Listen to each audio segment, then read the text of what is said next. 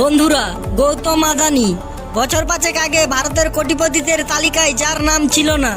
ভারতের মধ্যে আলোচিত এক ব্যক্তি, পৃথিবীর কম লোকই জানে তার সম্বন্ধে। আদানি গ্রুপ হলো ভারতের অন্যতম একটি সংস্থা, যার প্রতিষ্ঠাতা করেন গৌতম আদানি।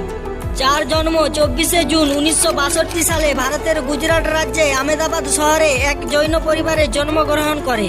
পিতা শান্তিলাল আদানি একজন ক্ষুদ্র কাপড় ব্যবসায়ী ছিলেন, আর তার মা ছিলেন হাউসওয়াইফ।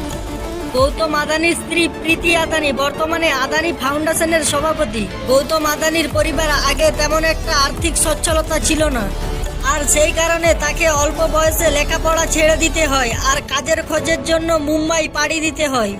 প্ল্যান আর আদানি এয়ারপোর্ট রয়েছে।